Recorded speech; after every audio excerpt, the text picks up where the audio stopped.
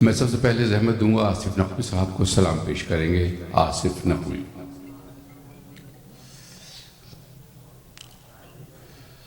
آصف نقوی صاحب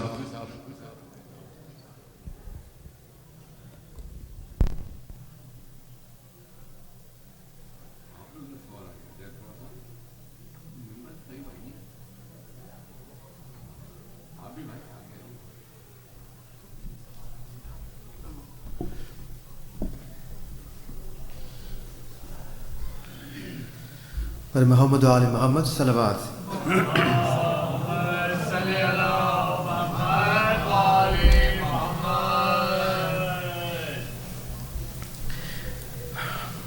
ایک مختصر سا کلام ہے امیر المومنین اسلام کی مدح میں، اس کی زحمت ہے. بآواز بلند صلوات.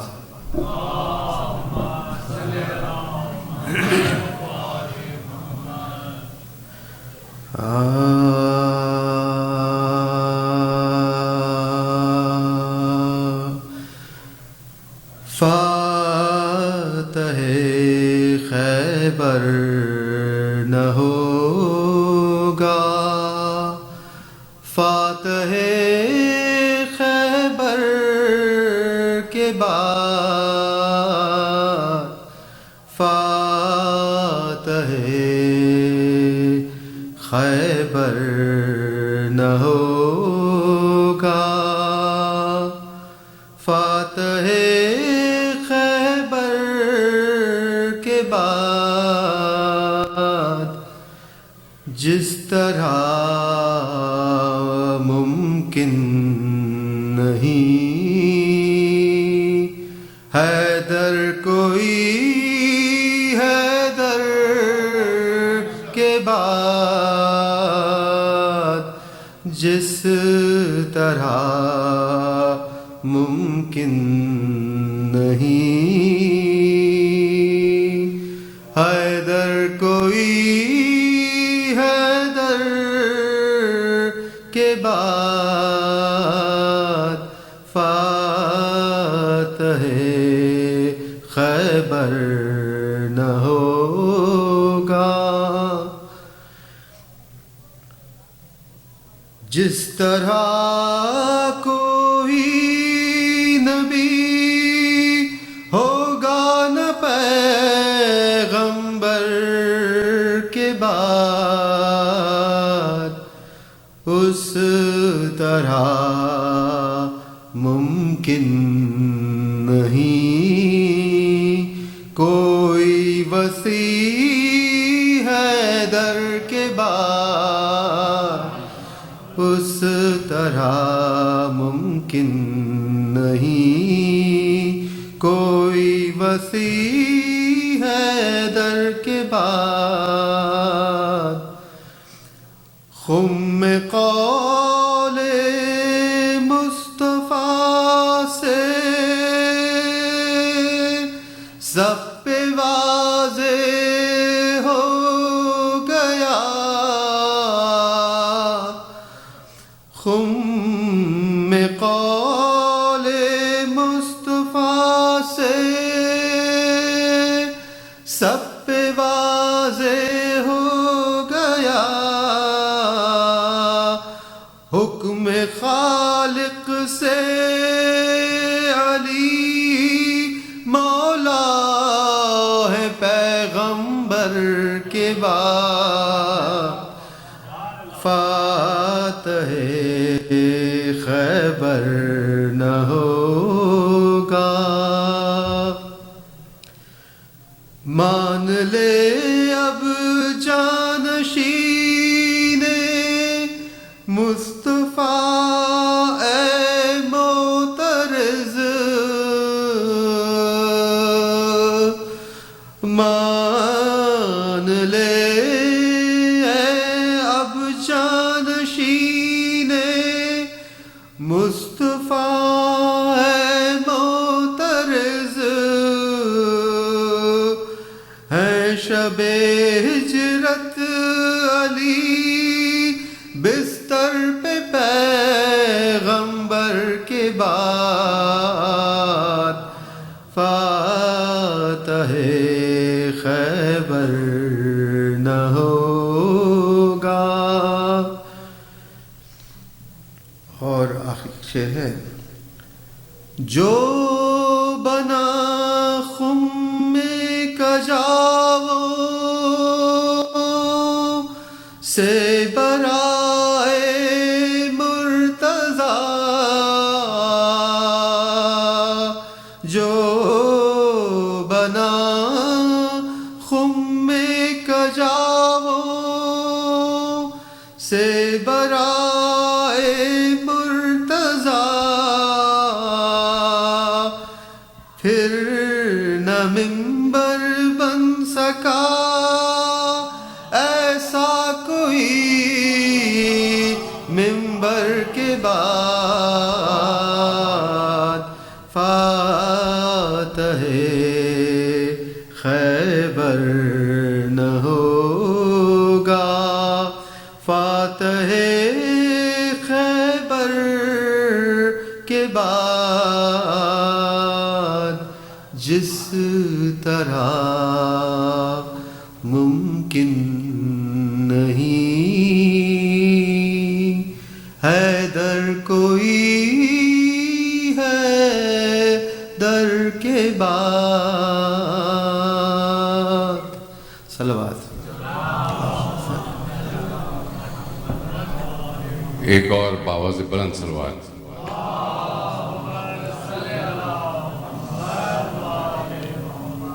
شہادت مولا علی علیہ السلام کے سلسلے میں یہ 5 مجالس کا سلسلہ آج سے شروع ہو رہا ہے. محسن نقوی کا کہنا ہے، جو دین کبریا کا مقدر ہے وہ ولی، جو دین کبریا کا مقدر ہے وہ ولی، جو ممبر قضا کا سخنور ہے وہ ولی، جو حق کی رحمتوں کا سمندر ہے وہ ولی، جو باب شہر علم پیمبر ہے وہ ولی. میدان میں جو بشر کو متاع ضمیر دے، میدان میں جو بشر کو متاع ضمیر دے، جھولے میں ہو تو کلہ اشتر کو چیر دے.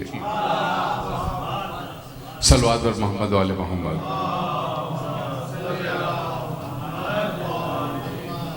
خواتین و حضرات، میں آپ کو مطلع کرتا چلوں کہ چونکہ آج رات وقت تبدیل ہو جائے گا اور 1 گھنٹے ٹائم پیچھے ہو جائے گا، تو کل سے پروگرام کی ترتیب کچھ یوں ہوگی کہ 6:10 پر تلاوت کلام پاک سے یہاں پروگرام شروع ہوگا، جس کے بعد شیعہ ذلیل تقریر کریں گے، افطار ہوگا، دعا افتتاح ہوگی، اور پھر اس کے بعد مجلس منعقد ہوگی یہاں پر. اور اب میں زحمت دوں گا عباس حسن صاحب کو تشریف لائیں، مرثیہ پیش کریں گے عباس حسن رحم نوا. جی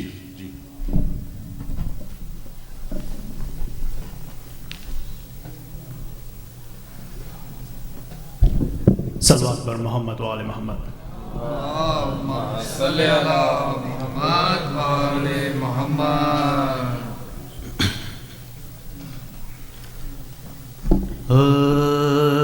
سلامی ہر طرف شور بکا ہے وداع حضرت مشکل وداع حضرت مشکل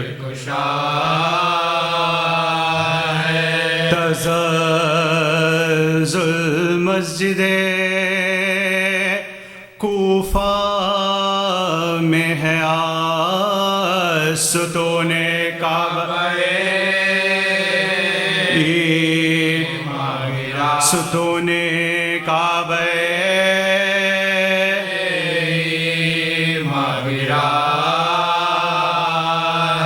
علی ابن ابی طالب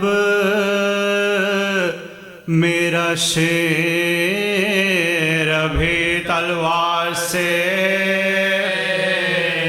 زخمی، ابھی تلوار سے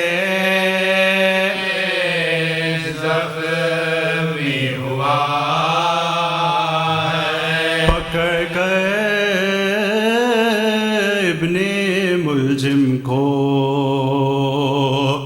جو لائے کہا اصحاب نے اب حکم کیا ہے بشفقت، پوچھا خاطر سے یہ علی نے خطا میری ہے یا تیری خطا ہے کیا بن باپ کا بچوں کو کیا بن باپ کا بچوں کو یہی احسان کا میرے صلہ ہے سلامی ہر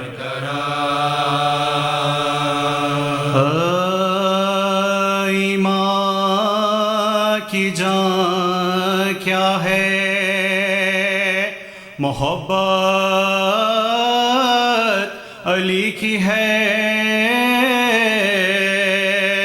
راحت جو خبر کی ہے وہ الفت علی کی ہے، سائل بکف ہے سب وہ سخاوت علی کی ہے، قاتل کو دیا مانگو مراوات علی کی ہے، قاتل کو دیا مانگو مراوات علی کی ہے، عادل ہو پیشوا ہو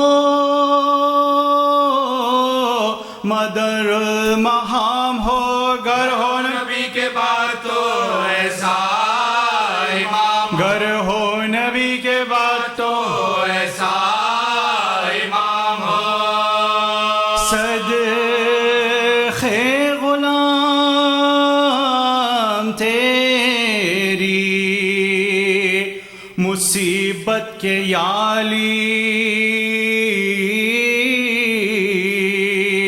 اے جانشی جناب رسالت کے یالی، قربان لہو بھری تیری صورت کے یالی، ایام ہے یہ تیری شہادت کے یالی، ایام ہے یہ تیری شہادت کے یالی، یہ ظلم بے جہت یہ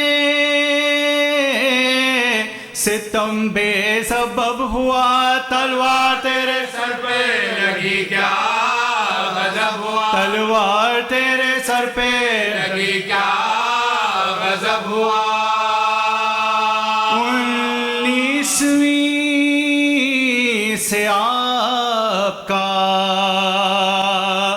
ماتم ہے یالی،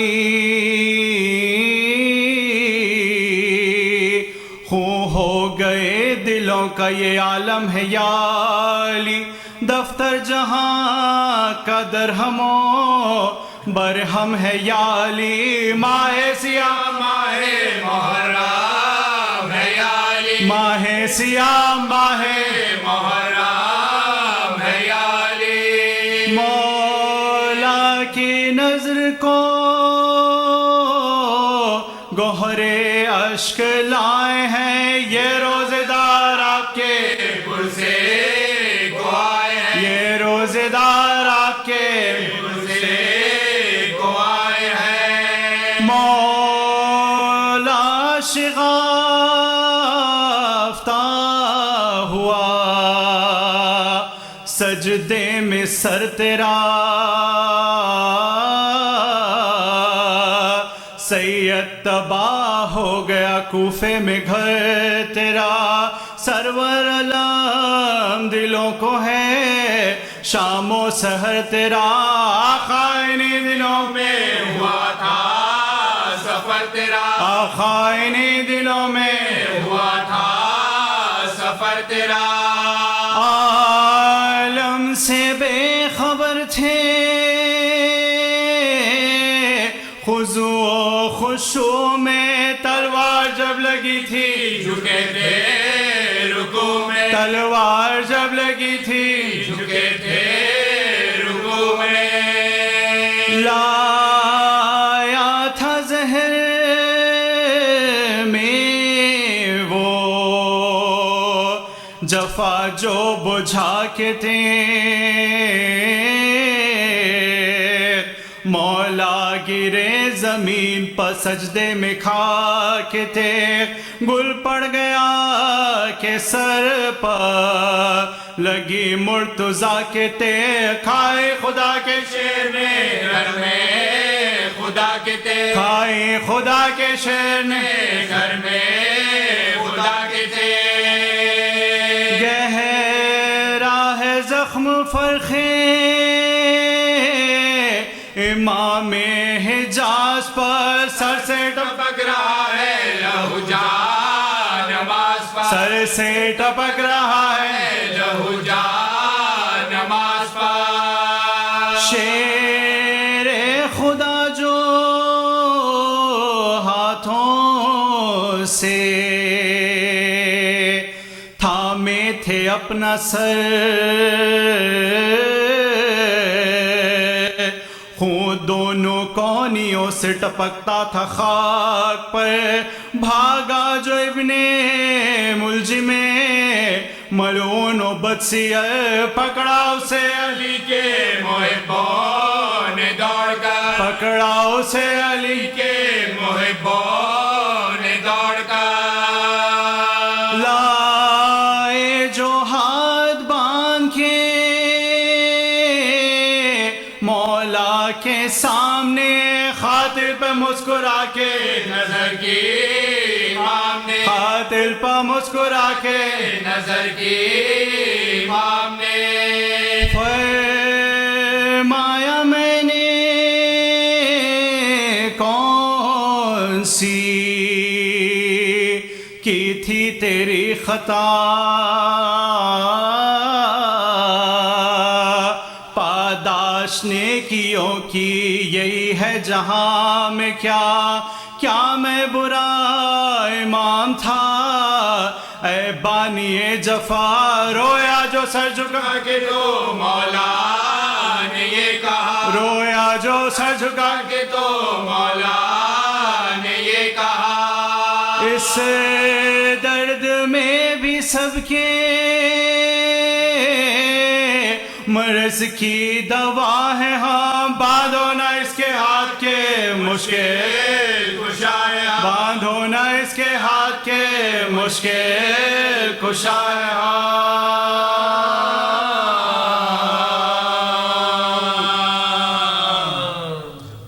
جزاک اللہ صلوات بر محمد و علی محمد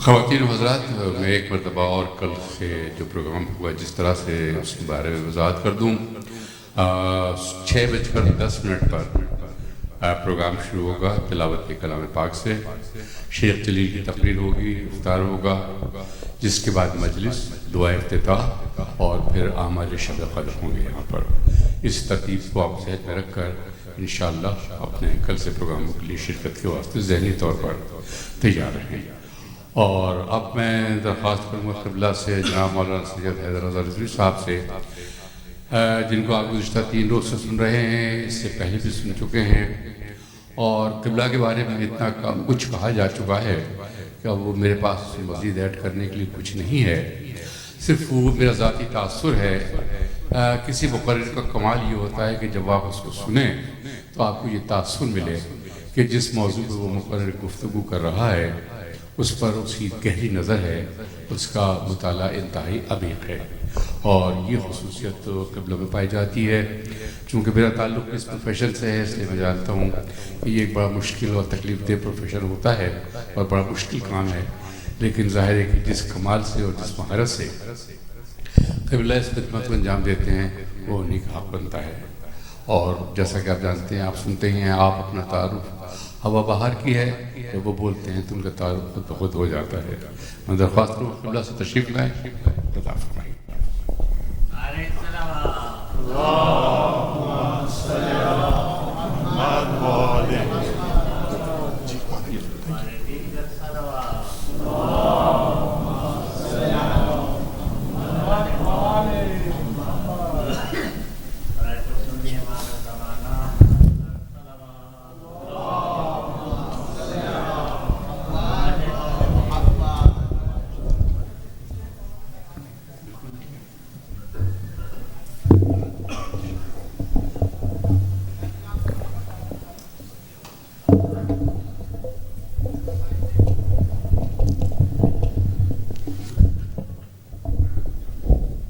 امام زمانہ بلند سلوات تھوڑا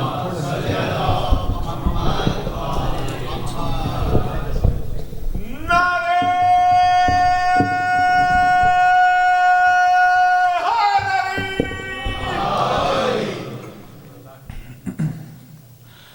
ایک صلوات اور پڑھتے بارگاہ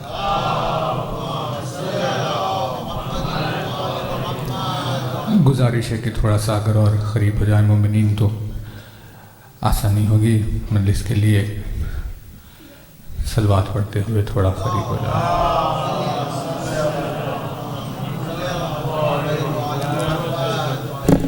ایک اور بلند صلوات بارگاہ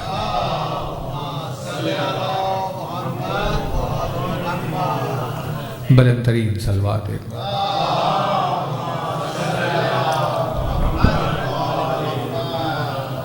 ایک اور بآواز بلند صلوات پڑھ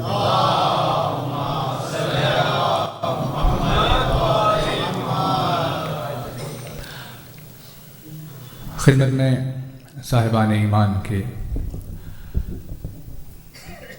جو ان ایام میں ماہ مبارک کے حاضر ہوئے ہیں 14 ماہ مبارک سے خدمت میں آپ کی ذکر کا سلسلہ چل رہا ہے اور آج 17 تاریخ یہ ایام شہادت امیر المومنین کی نسبت سے خدمت میں آپ کی 5 دن مجالس کا سلسلہ رہے گا۔ آج یہ اس کی پہلی خدمت میں آپ کی تقریر ہے، اور جب ہم سے کہا گیا تھا کہ یہاں پر ماہ مبارک میں آپ کے سامنے مجلس کے لیے حاضر ہونا ہے، تو کیونکہ یہ پروردگار عالم کی عبادت سے منسوب مہینہ ہے، اس وجہ سے ہم نے ایک عنوان اپنے ذہن میں بنایا تھا، لیکن گزشتہ ایام میں ہندوستان میں ایک جشن منعقد کیا گیا تھا جس میں ایک مضمون پر کچھ گفتگو ہوئی، جسے دیکھ کر قائم بھائی نے ہم سے کہا کہ وہ مضمون خدمت میں آپ کی یہاں پر بھی کسی ایک مجلس میں رکھا جائے۔ پھر ہم نے بعد میں ارادہ کیا کہ اسی مضمون کے اوپر سارا اگر خمسہ ہو جائے تو بات زیادہ مناسب رہے گی، توجہ بہت رہے، لیکن کیونکہ خدمت میں آپ کی بار بار حاضر نہیں ہو پاتے اور ہندوستان کا سلسلہ الگ ہے، وہاں پر ہر مجلس میں لوگ ایک ساتھ ہوتے ہیں، اسی لیے کسی بات کو دہرانے کی ضرورت نہیں ہوتی، وہ عنوان کے ساتھ جڑے ہوئے اور سلسلے سے منسلک ہونے کی وجہ سے وہاں پر بات آسان ہوتی ہے۔ لیکن اگر کہیں باہر پہلی مرتبہ دوسری مرتبہ حاضر ہو اور مضمون ایسا ہو تو تھوڑی سی مشکل کا سامنا کرنا پڑتا ہے۔ اس وجہ سے خدمت میں آپ کی 2-3 باتیں عرض کر دیں کہ جو مجالس سے پہلے ہی واضح رہے، اور اگر کوئی یہ خمسہ مجالس کا بعد میں بھی سننا چاہے تو آپ اس کو اس بات کی تاکید کر دیں کہ پہلے یہ 5 منٹ وہ ضرور دیکھ لے تاکہ مضمون واضح ہو۔ ایک صلوات اور بارگاہ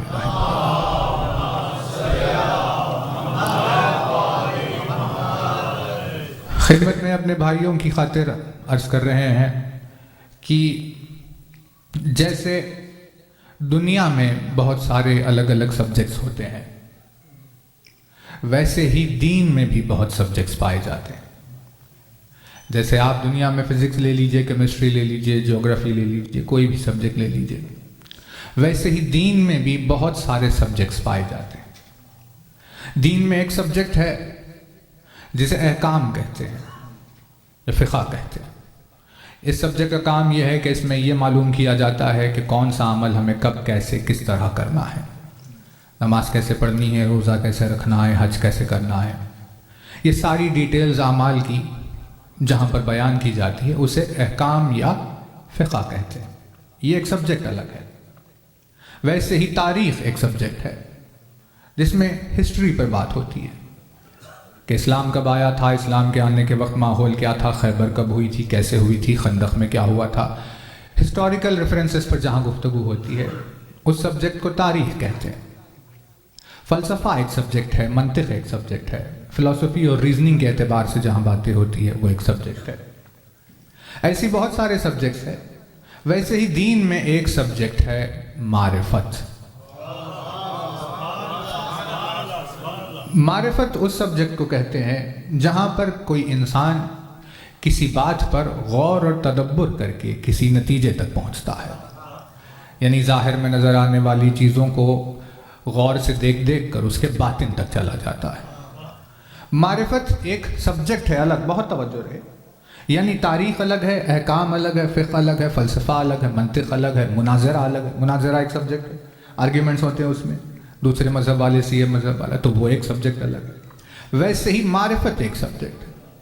معرفت جو سبجیکٹ ہے اس کی خاصیت یہ ہے کہ انسان کو سب سے زیادہ جزا بعنوان معرفت دی جاتی ہے. اسی وجہ سے جو مقام عارف کا ہے وہ کسی اور کا مقام نہیں ہے. معرفت کمپلیکس بھی بہت ہے، مشکل بھی بہت ہے، لیکن جو اس میں اتر جائے گا اس کے لیے ثواب اور جزا بھی بہت زیادہ ہے. جیسے مثال کے طور پر سلمان کو اہل بیت میں شامل ہونے کا جو مقام حاصل ہوا وہ اس وجہ سے حاصل نہیں ہوا کہ وہ مناظرے کیا کرتے تھے یا تاریخ پر ان کی نظر تھی یا عبادت میں بہت کثرت تھی. سلمان کو جو یہ رتبہ حاصل ہوا وہ بربنائے معرفت حاصل ہوا، کیونکہ انہیں اہل بیت اطہار کی معرفت حاصل تھی، اسی وجہ سے سلمان ہو گئے. یعنی ہم آغاز مجلس سے پہلے خدمت میں آپ کی یہ بات اسی لیے عرض کر رہے ہیں کیونکہ ہم معرفت کے اسٹوڈنٹ ہیں. زندگی بھر ہم نے بس زیادہ وقت معرفت میں صرف کیا. اسی وجہ سے آپ نے دیکھا ہوگا کہ مناظرے کی گفتگو یا تاریخ کی گفتگو تقاریر میں ہماری نہیں ہوتی، معرف پر گفتگو ہوتی رہتی ہے. اب یہی بات خدمت میں آپ کی بھی عرض کرنا چاہتے ہیں تاکہ نتیجہ یہ ہو کہ مختصر سا کوئی اگر عمل معرفت کے ساتھ کرے تو وہ اتنی زیادہ جزا لے کر چلا جائے کہ عابد اس جزا کو حاصل کرنے میں 100 سال نکال دے گا.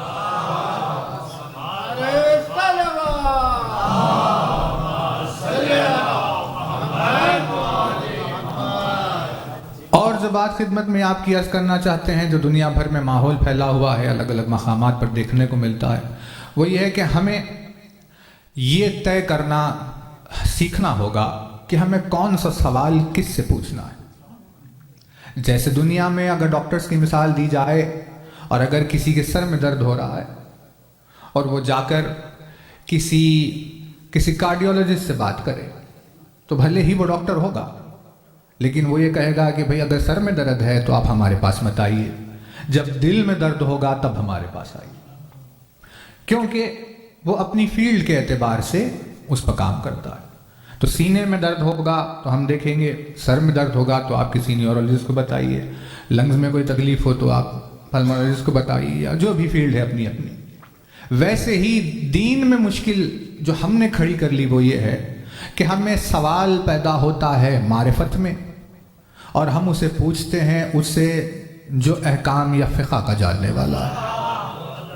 ہمیں سوال پیدا ہوتا ہے مناظرے میں، ہم سوال پوچھتے ہیں فلسفے یا منطق والے سے، کیونکہ ہم یہ تعین نہیں کر پاتے کہ کون کس سبجیکٹ کا ہے اور کس سے کون سا سوال کرنا ہے.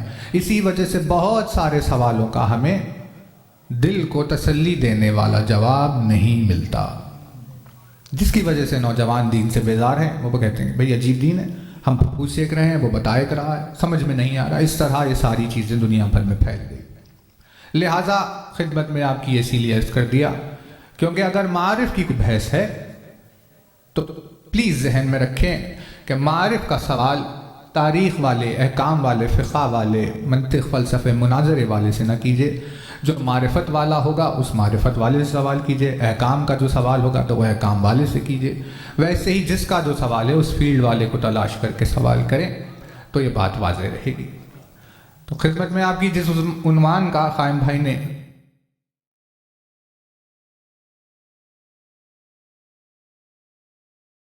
5 دنوں میں خدمت میں آپ کی گفتگو ہوگی نقطے کے اوپر. تو بہرحال بات کا آغاز کر بنام خدا شروع کرتے ہیں، دیکھتے ہیں کہ بات کہاں تک پہنچتی ہے.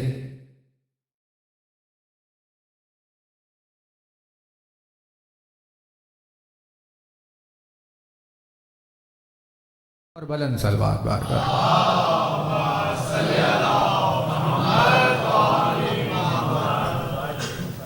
لا حول ولا قوة الا باللہ العلی العظیم اعوذ باللہ من الشیطان اللعین الرجیم بسم اللہ الرحمن الرحیم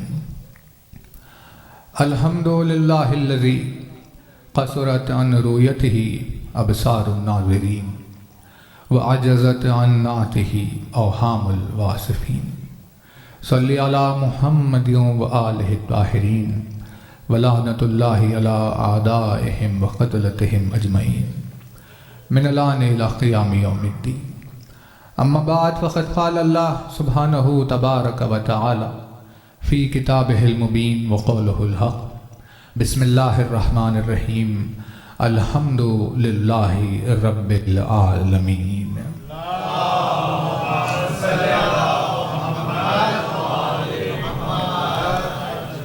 فرمایا صاحب اعظم الدرجات الفاظ نے، فرمایا مالک معجز نما انداز نے، فرمایا مولا کائنات امیر المؤمنین حضرت علی ابن ابی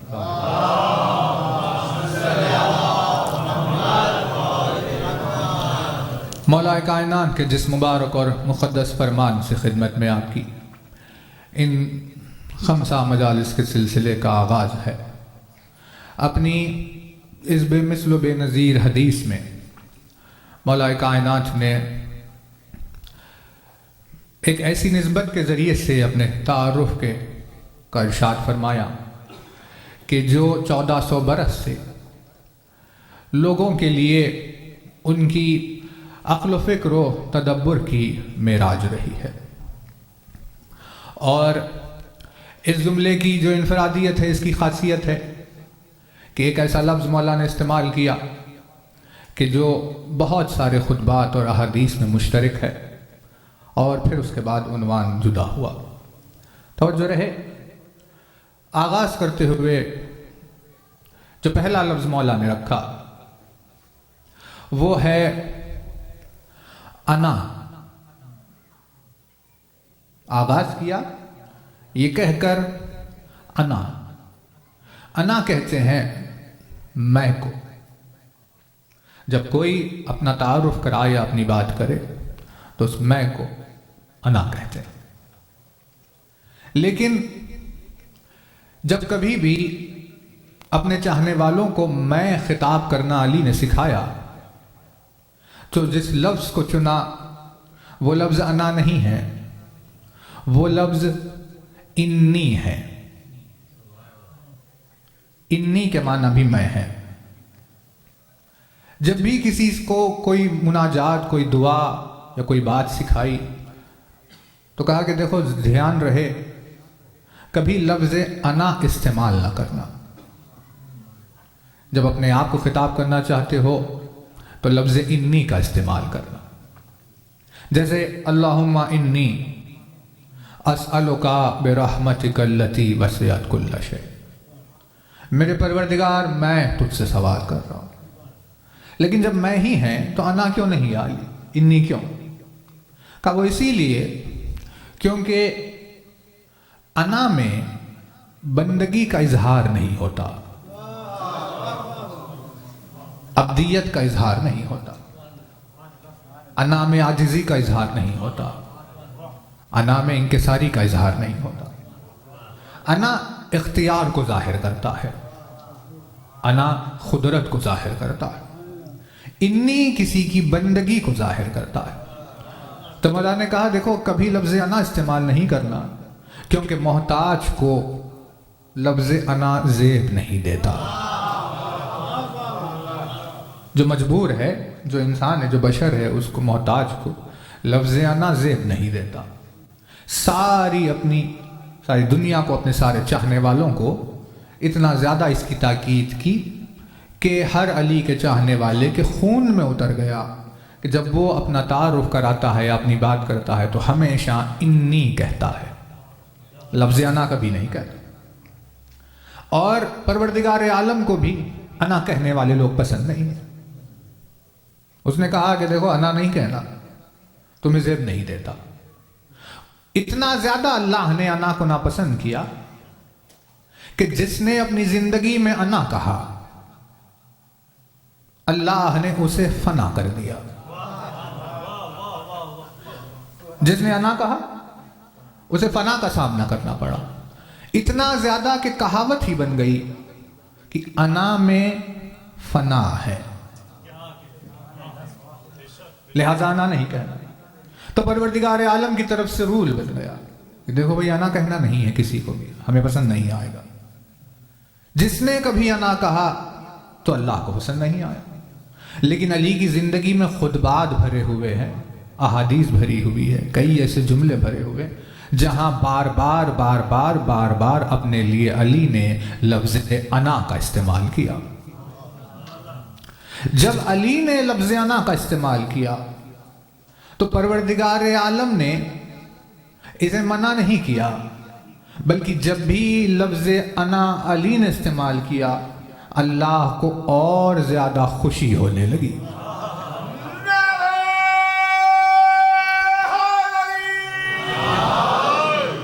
کا پروردگار وجہ کیا ہے؟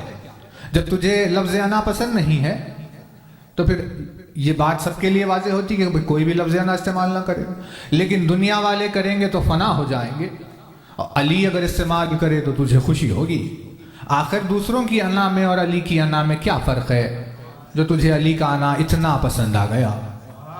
تو اس کا جواب یہی ہے بہت واضح کہ بھئی اگر کوئی دوسرا انا کہتا ہے تو لوگوں کی انا سے ان کا خود کا نفس مراد ہوتا ہے، لیکن جب علی انا کہتا ہے تو وہاں اللہ کا نفس مراد ہوتا ہے.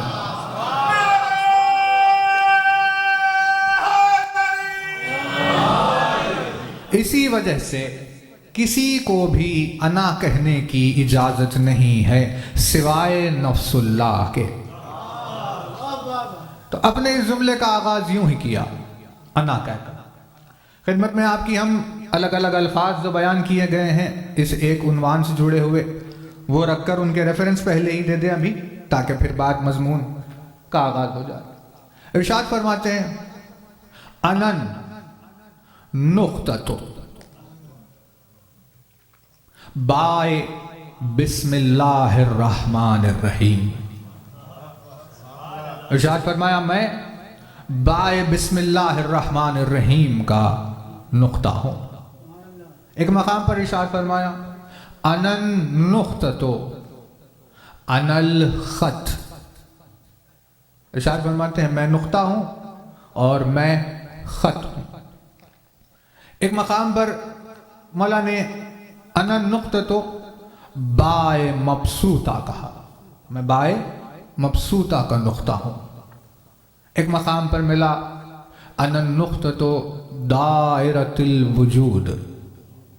ایک مقام پر ملا انا النقطۃ دائرۃ المطالب.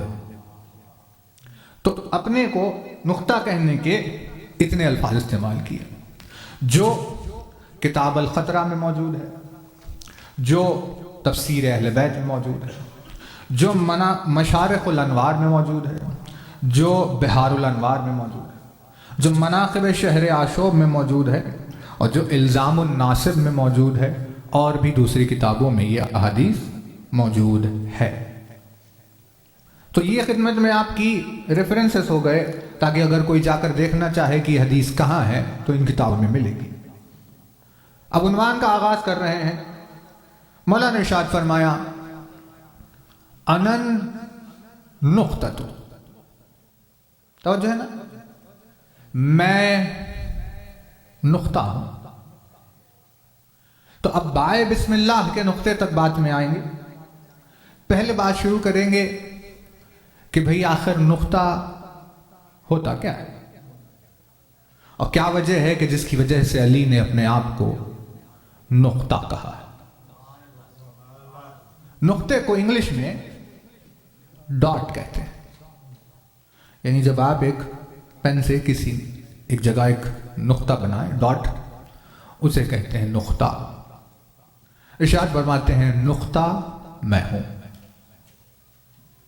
میں ڈاٹ ہوں. توجہ ہے نا؟ کیا چیز ہے آخر یہ نقطہ؟ کسے کہتے ہیں آخر نقطہ؟ تو نقطہ سب سے پہلے تو ہر چیز کی اصل کو کہتے ہیں. توجہ ہے نا؟ خدمت میں آپ کی اس حدیث پر کیوں گفتگو ہو رہی ہے؟ کیونکہ اگر عظمت علی کے اظہار میں اس حدیث کو پہچانتے ہوئے ہم نقطے کی نسبت سے مولا کی شان کو پہچانیں گے تو پہچاننے والوں کا شمار عارفین میں ہوگا. اور عرفان ایک لمحے کا عرفان، ایک لمحے کی معرفت زندگی بھر کی عبادت سے افضل ہوتی ہے. توجہ ہے نا؟ ریزن آپ کی خدمت میں عرض کر رہے ہیں کہ یہ عنوان کیوں چنا. ایک لمحے کی معرفت زندگی بھر کی عبادت سے افضل ہوتی ہے. جیسے شب عاشور وہ ایک لمحہ جو حر کی زندگی میں آیا، جس ایک لمحے کے نتیجے میں حر نے حسین کو پہچانا. تو پوری زندگی کی حر کی عبادتیں ایک طرف اور وہ ایک لمحہ معرفت حسین کا ایک طرف. ساری زندگی کی عبادتیں مل کر بھی اسے جہنم سے نجات نہیں دلا پائی، لیکن ایک لمحے کی معرفت حسین نے اسے جنت الفردوس میں پہنچا دیا.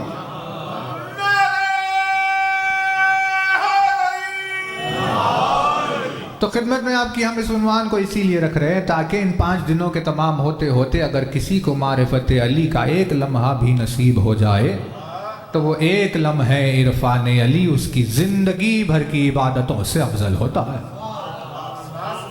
کیونکہ جس نے علی کو پہچانا وہی اللہ کا عارف ہے، جس نے علی کو جانا وہی اللہ کو سمجھنے والا ہے. احادیث میں ارشاد فرمایا کہ جس نے مجھے پہچانا، من عرفنی فقد عرف اللہ، جس نے مجھے پہچانا اس نے اللہ کو پہچانا. جو عرفان علی رکھتا ہے وہ عرفان توحید رکھتا ہے، اور بغیر عرفان کے جیسے عبادت کا کوئی مطلب نہیں ہے ویسے ہی بغیر حب علی کے عبادت کا کوئی مطلب نہیں نکلتا. تو اس وجہ سے کہ آخر کیا کہا مولا نے اور اس سے کیا مراد لی جائے، خدمت میں آپ کی اس بحث کا آغاز کر رہے ہیں. ارشاد فرماتے ہیں انا نقطۃ، سب سے پہلے بحث ہوگی نقطے پر کہ میں نقطہ ہوں. نقطہ کسے کہتے ہیں؟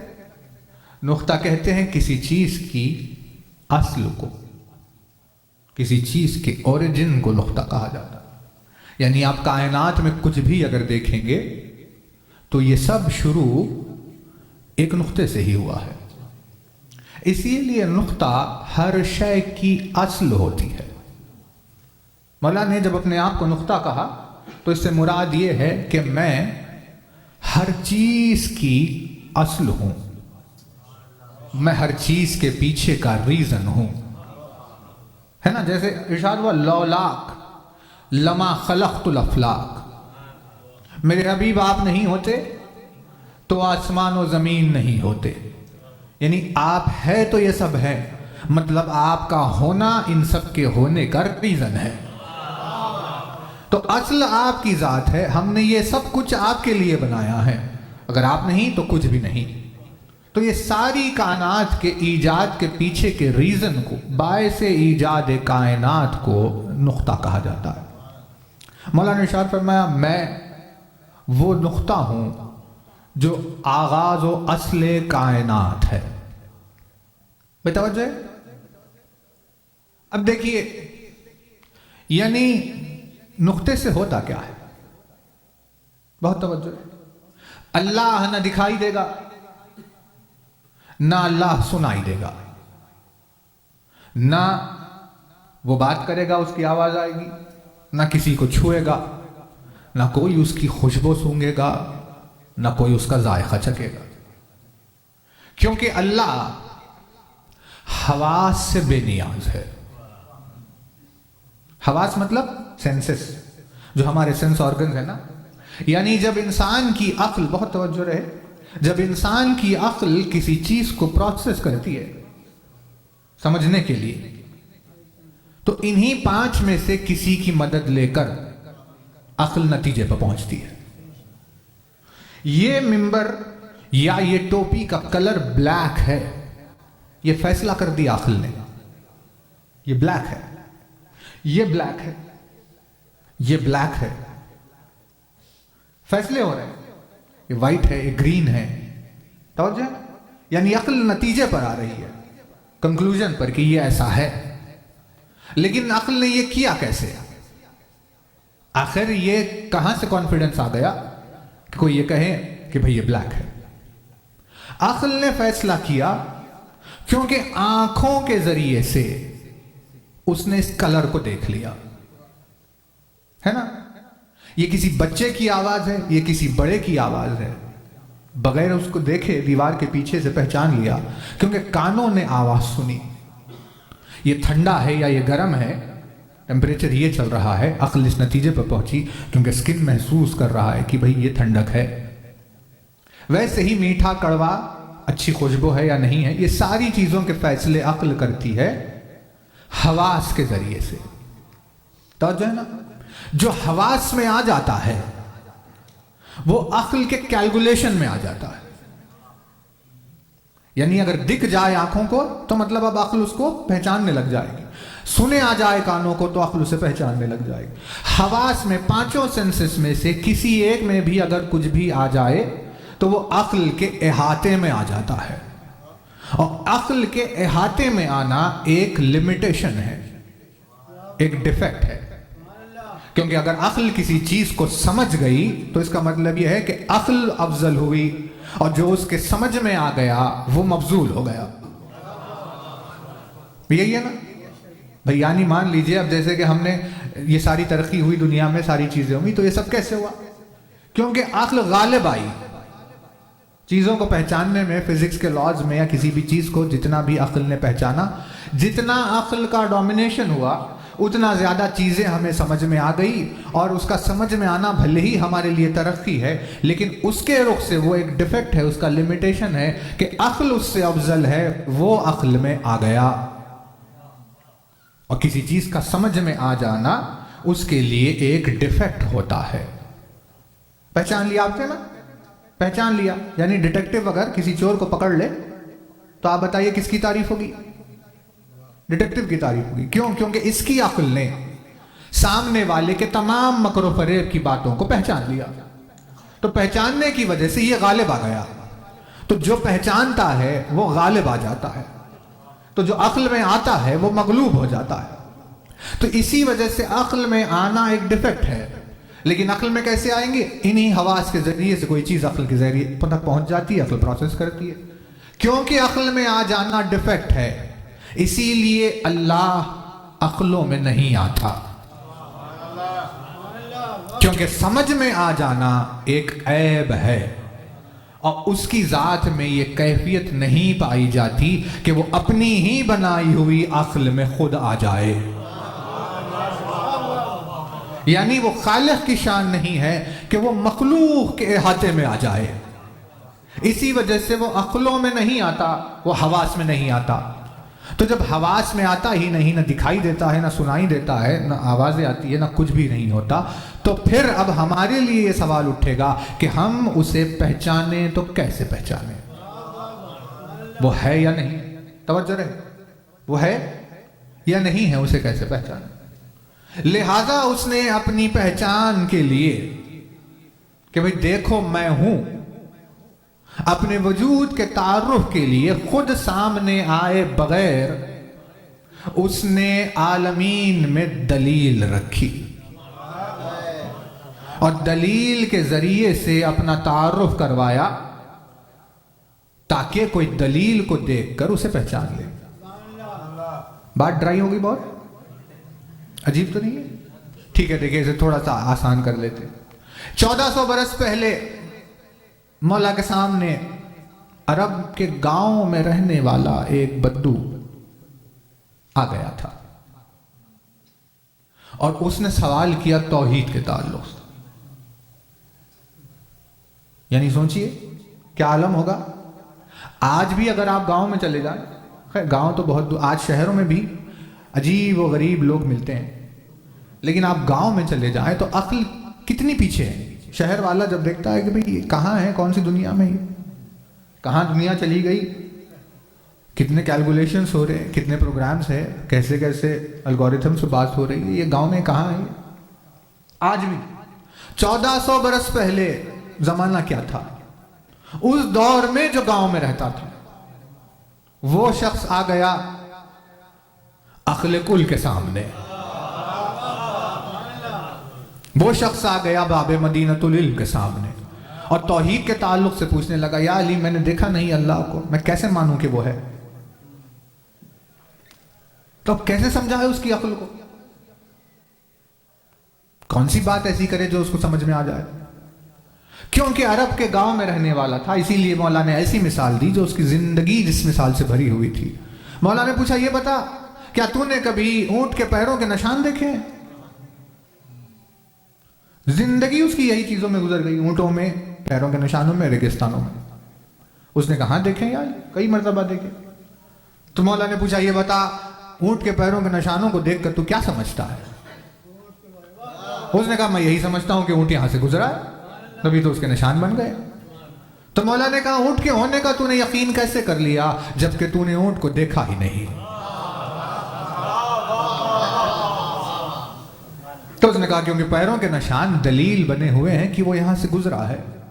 تو مولا نے کہا بس ویسے ہی جیسے اونٹ کو دیکھے بغیر پیروں کے نشان سے تو پہچان لیتا ہے کہ وہ ہے, ویسے اس کائنات کو دیکھ کر اس کے بنانے والے کو کیوں نہیں پہچانتا؟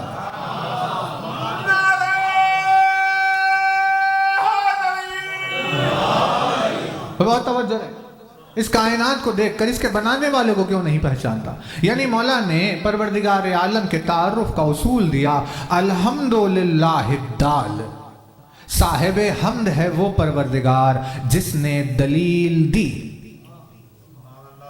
بے توجہ رہے, معروف بالدلالات, یہ فارمولا ہے جو ہمیں 1400 برس پہلے دیا گیا کہ وہ سامنے نہیں آئے گا, کبھی کسی سے بات نہیں کرے گا کیونکہ حواس میں آنا اس کی شان نہیں ہے. کہ پھر کیسے پہچانا جائے گا؟ وہ اپنے ہونے کی دلیل دے گا, وہ اپنے ہونے کی دلیل پیش کرے گا, جن دلائل کے ذریعے سے وہ پہچانا جائے گا, ہے نا.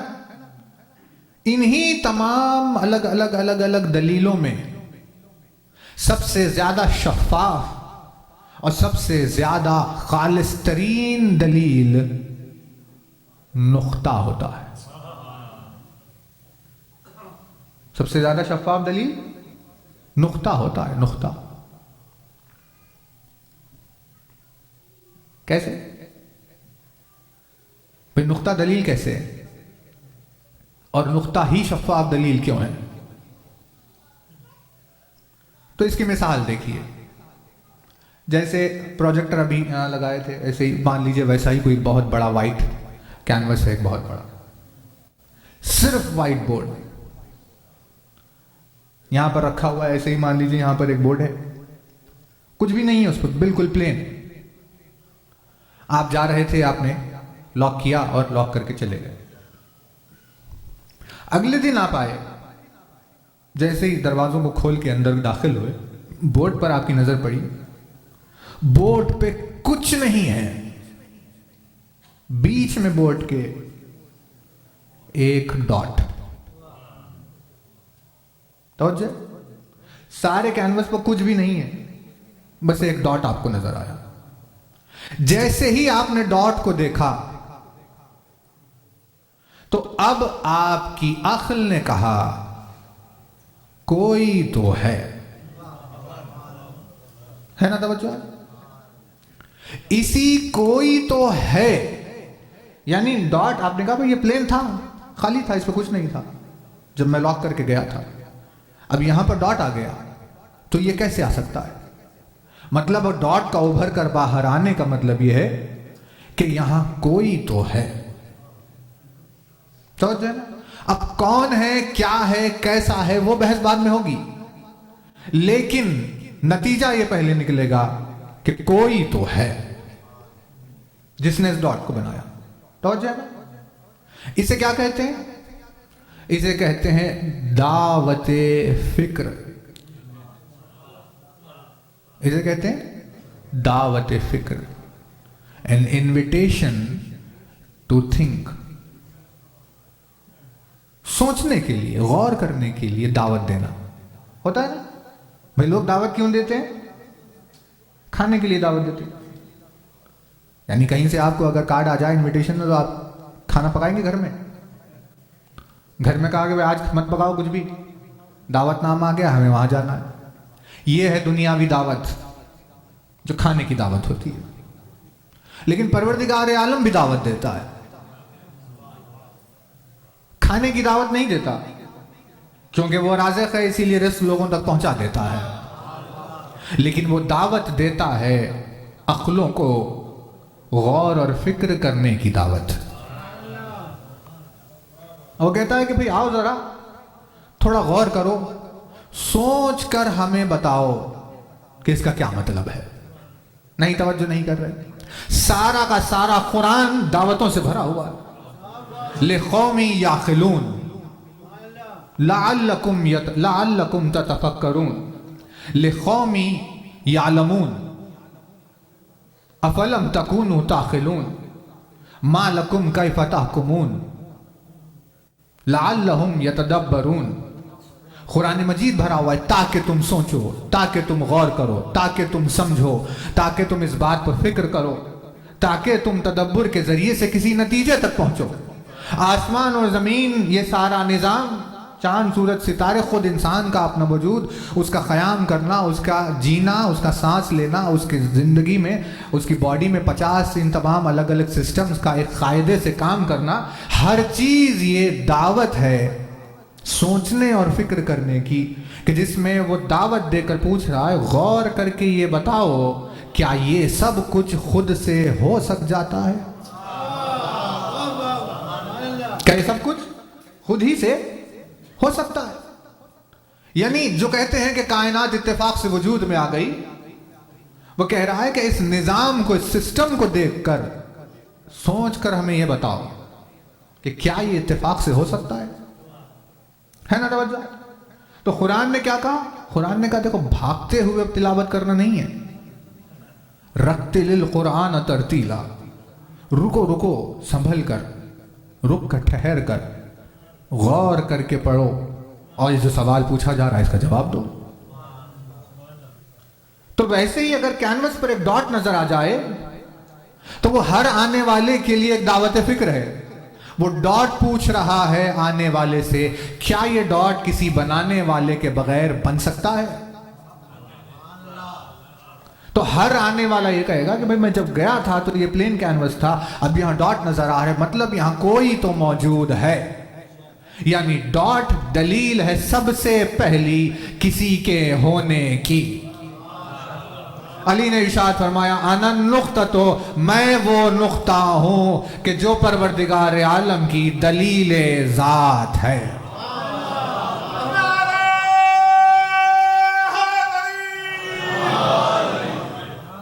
میں اس کی سب سے پہلی دلیل اور اس کی دلیل ذات ہوں. لیکن بہت توجہ رہے، لیکن اس میں ریزن کون سا ہے؟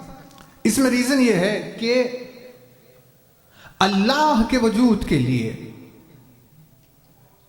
نقطے کے سوا کوئی دلیل ہو بھی نہیں سکتی تھی.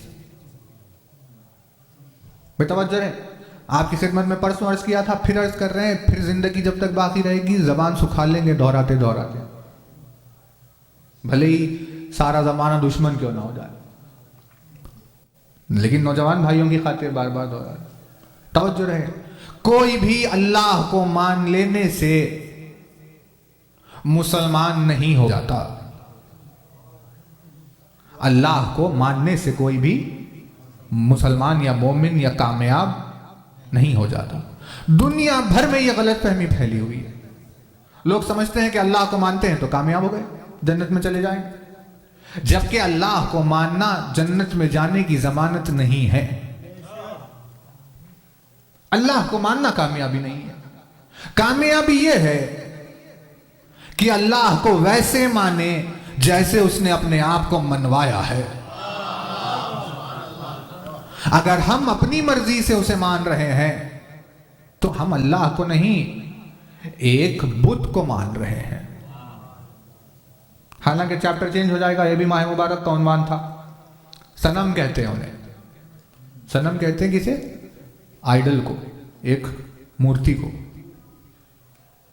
صاد نون میم. ہم سمجھتے ہیں صنم مطلب پتھر کی بنی ہوئی کوئی مورتی جو بت پرستی ہے اسے. لیکن اصل میں صنم کے معنی پتھر کے تراشے ہوئے بت کے نہیں ہیں. صنم کے معنی کچھ بھی جو کسی کا آؤٹ آف امیجنیشن ہو اسے بت کہتے ہیں. نہیں کر رہے توجہ؟ ان لوگوں کو، ان مورتیوں کو بت اسی لیے کہا جاتا ہے کیونکہ ان کے پاس کوئی دلیل نہیں ہے کہ اللہ ایسا ہے. انہوں نے خیال کیا ایسا ہوگا اور بنا دیا. کیونکہ آؤٹ آف امیجنیشن بنایا، اسی لیے امیجنیشن کے نتیجے کو بت کہتے ہیں. نہیں کر رہے توجہ؟ صنم کہتے ہیں خود اپنے خیاس کے نتیجے کو، اپنے امیجنیشن کے نتیجے کو صنم کہتے ہیں.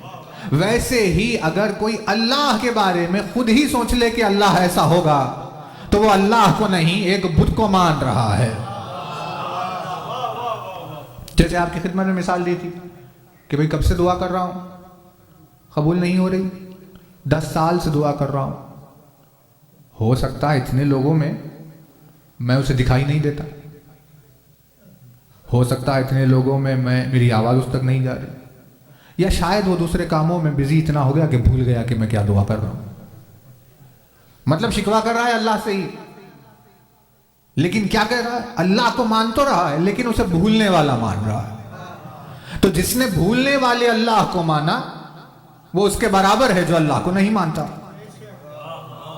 کیونکہ ہم اللہ کو اپنی مرضی سے نہیں مان سکتے، ویسے ہی ماننا ہوگا جیسے اس نے اپنے آپ کو منوایا ہے. لیکن اس نے اپنے آپ کو منوایا کیسے ہے وہ کسی کو کیسے پتا چلے گا کہ وہ کیا چاہتا ہے کہ اسے کیسے مانا جائے، سوائے اس حجت کے جو مزاج توحید رکھتا ہو، جو دنیا میں آ کر دنیا والوں کو یہ بتائے کہ وہ ایسا ہے. نہیں کر رہے توجہ؟ یعنی علی کی دشمنی کے نتیجے میں انسان الگ الگ بیماریوں میں گرفتار ہوتا ہے. بہت ساری الگ الگ بیماریاں، فزیکل بیماریاں الگ ہے، بخار ہو گیا، کھانسی ہو گئی، نزلہ ہو گیا، یہ ساری بیماریاں الگ. لیکن بغض علی لوگوں کو عجیب عجیب بیماریوں میں مبتلا کر دیتا ہے، جن میں سے ایک بیماری کا نام ہے توحید وہمی. علی کا دشمن اپنے آپ کو اللہ پرست سمجھتا تو ہے لیکن وہ توحید پرست ہوتا نہیں، اسے توحید پرست ہونے کا گمان ہو جاتا ہے. کیونکہ علی کے سوا کوئی دلیل توحید نہیں ہے.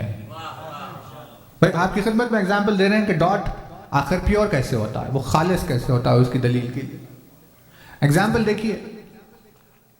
یعنی ایک شخص دعا کر رہا تھا، پروردگار تو میری دعا قبول کر لے، جو بھی دعا کر رہا تھا، آسمان کو دیکھ کر دعا مانگ رہا تھا. مولا کی اس پر نظر پڑی، اس کے قریب آئے، اس سے کہا کہ یہ جو تو آسمان کی طرف دیکھ کر اس سے دعا مانگ رہا ہے، تو یہ سن کہ وہ بلند ہے، اوپر نہیں. مولا نے ارشاد فرمایا وہ بلند ہے، اوپر نہیں ہے.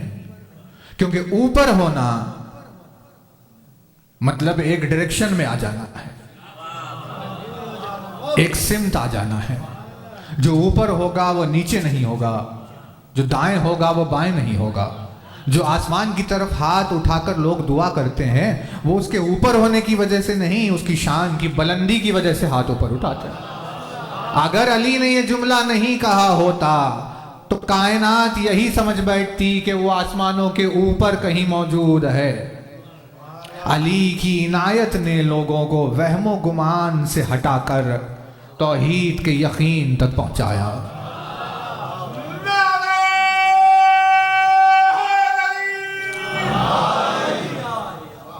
توجہ ہے کہ آخر ایک نقطہ پروردگار عالم کی خالص ترین دلیل کیسے ہو سکتا ہے نا توجہ. اب دیکھیے مثال، آپ آئے واپس دوسرے دن، آپ نے لاک کھولا دروازے کا اور ہال میں داخل ہوئے، کینوس پر نظر پڑی، آپ نے کیا دیکھا؟ ایک ڈاٹ. اب ڈاٹ یہ کہہ رہا ہے بھئی کوئی ہے، کوئی تو ہے. مان لیجئے ڈاٹ نہیں ہوتا، اگر ڈاٹ کے بجائے کوئی ایرو ہوتا کسی بھی طرف، کہ ادھر یا ادھر یا اوپر یا نیچے، مان لیجئے ادھر ایرو ہوتا، ایرو کا ڈائریکشن ادھر ہوتا، آپ کی نظر پڑتے ہی دو باتیں ہوتی. ایک پہلی کہ کوئی تو ہے، اور دوسری کہ وہ جو کوئی بھی ہے وہ وہاں ہے، کیونکہ ایرو بتا رہا ہے ادھر. یعنی ایرو اگر ہوتا تو ڈائریکشن کا تعین ہو جاتا کہ بھئی وہ ادھر ہے. اسی لیے ایرو نہیں ہو سکتا اس کے لیے جو لامکان ہے. توجہ. اگر اللہ کی دلیل پر کوئی ایرو سامنے آ جاتا تو وہ ایرو کیا کرتا؟ اسے کسی جگہ کسی مقام میں قید کر دیتا یا تصور پیدا کر دیتا کہ بھئی وہ اس طرف ہے. اسی لیے ایرو نہیں ہو سکتا تھا. مان لیجئے ایرو نہیں دیکھا آپ نے، آپ داخل ہوئے، آپ نے اسکوئر دیکھا، تو اب پھر سے دو باتیں ہوئی کہ بھئی کوئی تو ہے، اور جو کوئی بھی ہو شاید وہ اسکوئر شیپ کا ہے. اب شکل و صورت کی گنجائش پیدا ہو جاتی کہ بھئی وہ دکھنے میں اسکوئر کی طرح تو نہیں ہے نا. توجہ.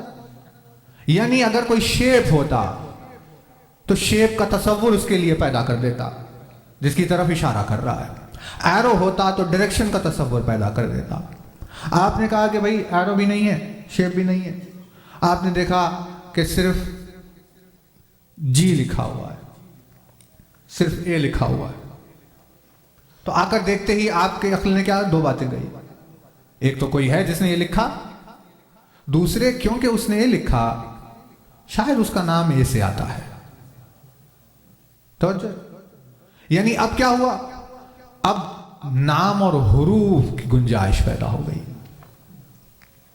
بھئی توجہ رہے، اللہ کے لیے حروف کی گنجائش نہیں پیدا ہوتی. شاید آگے بحث ہوگی آپ کی خدمت میں، لیکن اے نہیں ہو سکتا کیونکہ اگر اے ہو جائے تو نام کی گنجائش پیدا ہوتی.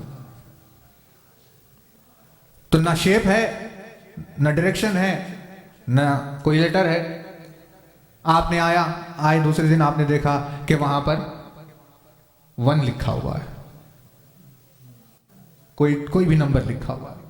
تو پھر سے دو باتیں ہوتی کہ بھئی ایک تو کسی نے یہ لکھا ہے، اور جتنے لوگوں نے لکھا ہے شاید وہ ایک ہے یا دو ہے. توجہ.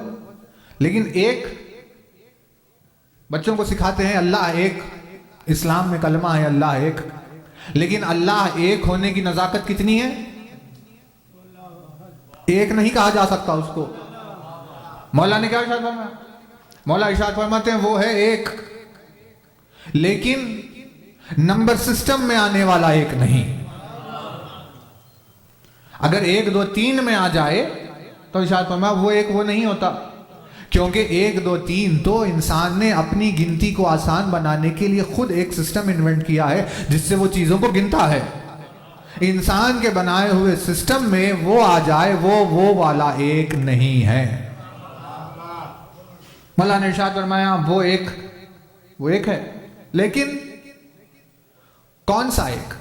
کب وہ ایک نہیں جو کہیں سے شروع ہوتا ہے. وہ کہیں سے شروع ہونے والا ایک نہیں ہے. جتنی چیزوں کو آپ ایک کہیں گے ہمارے نزدیک ہر ایک وہی ایک ہے جو کہیں نہ کہیں سے شروع ہوتا ہے، کیونکہ بات شروع کرتے ہی آپ نے لکھا ایک. مولا نے ارشاد فرمایا وہ شروع نہیں ہوتا مگر ایک ہے. کہ کیوں شروع نہیں ہوتا یا علی؟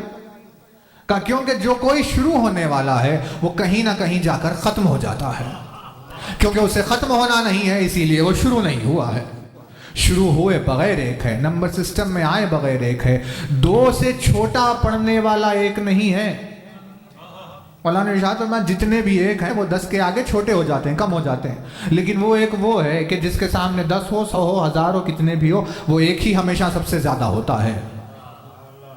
وہ دو آدھے مل کر بننے والا ایک نہیں ہے، اس ایک کو تقسیم کر کے دو آدھے بنایا نہیں جا سکتا. یعنی اس کے ایک کے اوپر اتنی بحث کی علی نے کہ جس سے انسان کو سمجھ میں آ گیا کہ اگر کوئی کینوس پر 1 لکھ دے تو وہ اللہ کی طرف اشارہ نہیں کر سکتا، کیونکہ اللہ کوئی نمبر نہیں ہے. میں بات واضح ہو رہی ہے؟ تو اب کیا کریں؟ کسی کے ہونے کا بھی پتہ دینا ہے اور اس کے ہونے کو یوں پیش کرنا ہے کہ اس کی ذات کے ساتھ کوئی شرکت بھی پیدا نہ ہو.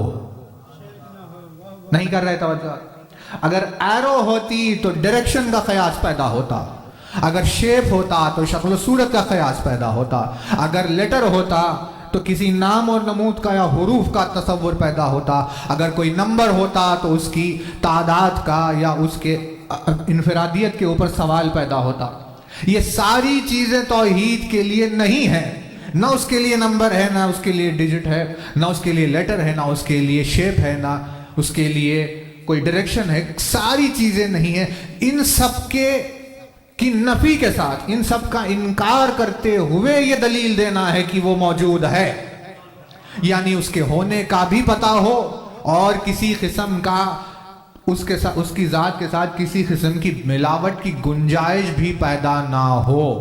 آخر ایسا کون سا طریقہ ہے جو کسی چیز کو اسے ملنے نہ دے، ملنے کی گنجائش پیدا کرے بغیر اس کے ہونے کی دلیل دے؟ وہ کچھ نہیں ہو سکتا تھا سوائے ایک نقطے کے. کیونکہ اگر ڈاٹ کے سوا کچھ بھی ہوتا تو اس کے ساتھ کوئی نہ کوئی تصور پیدا ہو جاتا، یا ادھر ہے، یا ایسا ہے، یا 2 ہے، یا 3 ہے، یا اس کا نام یہ ہے، یا فلاں ہے، یا ایسی چیزیں ساری چیزوں کی وجہ سے. لیکن علی نے کہا نہیں، اس کے ہونے کا پتہ بھی دینا ہے، کسی چیز کی ملاوٹ کی گنجائش بھی نہیں ہونی چاہیے.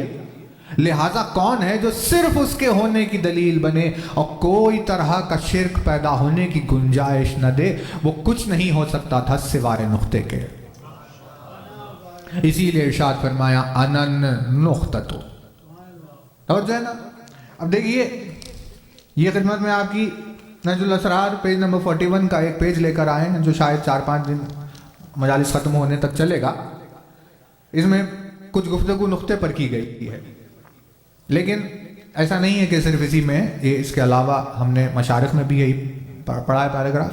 اس کے علاوہ بھی انہوں نے خود سورسز کا ذکر کیا ہے اور دوسرے ریفرنسز انہوں نے بیان کیے ہیں. لیکن بہرحال یہ آسان ہے، زیادہ تر ایزلی اویلیبل ہے یہ کتاب، اسی لیے خدمت میں آپ کی لے کر آئے ہیں. نہج الاسرار پیج نمبر 41. توجہ رہے. اس میں نقطے کی تعریف کرتے ہوئے ارشاد فرماتے ہیں یہاں پر جملہ مولانا ارشاد فرماتے ہیں لِأَنَّ ذات اللہ غیر معلومۃ للبشر. اللہ کی ذات بشر کے لیے معلوم نہیں ہے. توجہ، یعنی بشر اسے معلوم نہیں کر سکتا کہ وہ کیسا ہے. انسان کی عقل کے لیے محال ہے کہ وہ پہچانے کہ وہ کیسا ہے، کہاں ہے، کب سے ہے، یا جو بھی ہے اس کی تاریخ. اس کی ذات کے تعلق سے ارشاد فرماتے ہیں یہ اصول اسی لیے کیونکہ اس بشر کے لیے ممکن نہیں ہے کہ وہ اسے پہچانے. کب پھر کیا کریں؟ فَمَعْرِفَتُ بِالصِّفَاتِهِ. تو اللہ نے کیا کیا؟ اللہ نے اپنی پہچان کے لیے اپنے صفات کو ذریعہ بنایا. اب اس نے کہا کہ مجھے میرے صفات کے ذریعے سے پہچانو. یعنی ذات کو نہیں پہچان پاؤ گے، صفات کو پہچانو. نہیں کر رہے توجہ آتا؟ یعنی دیکھیں ہماری عقل کا لمیٹیشن کیا ہے. انسان کی عقل کسی بھی ذات کو نہیں پہچانتی. ہم خاسر ہے اس بات سے کہ ذات کو پہچانے. ہم صرف صفات کو پہچانتے ہیں نا. توجہ دیکھیے اس بات پر مجلس ختم کریں گے. ذات و صفت ایک چیپٹر ہے، یہ معرفت ایک سبجیکٹ ہے، اس میں بہت سارے چیپٹرز ہیں. اس میں ایک چیپٹر یہ ہے ذات و صفت یا صفت و موصوف کہتے ہیں اس کو. مطلب کیا ہے؟ ذات کہتے ہیں کیریکٹر کو، اور صفت کہتے ہیں کیریکٹرسٹکس کو. نہیں کر رہے تو صفت کہتے ہیں کوالٹی کو، موصوف کہتے ہیں کوالٹی رکھنے والے کو. بہت عجیب لگ رہا ہے کہیں آپ یہ تو نہیں سوچ رہے کہ یہ کیا ہو رہا ہے ہمارے سامنے؟ عجیب مشکل میں پڑ گئے مجالس رکھ کر. اتنی محنت تو ہم نے کالج میں نہیں کی، اتنا زیادہ کنسنٹریشن ایسے تو نہیں لگ رہا. اب دیکھیے یہی سبجیکٹ ہے، اسی لیے تو اس کی جزا ہے ایسی. رسول اکرم نے ارشاد فرمایا ایک لمحہ معرفت پوری زندگی کی عبادت سے افضل ہوتا ہے. اور پھر جب علی کا نام آئے تو پھر یہاں پر دو ہی لفظ علی کے ساتھ آتے ہیں، علی کی معرفت رکھنے والے عارفین یا علی کی مودت رکھنے والے اس کے محبین.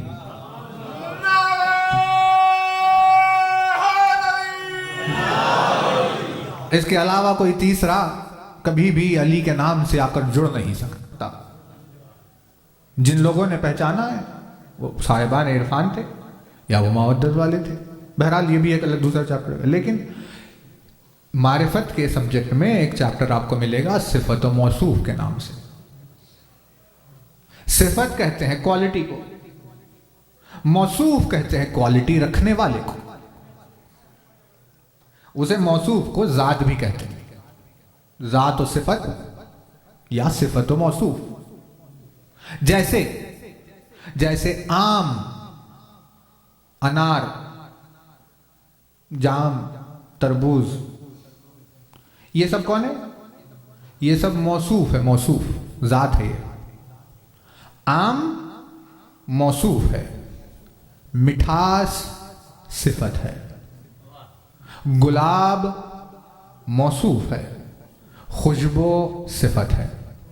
سورج موصوف ہے، روشنی صفت ہے.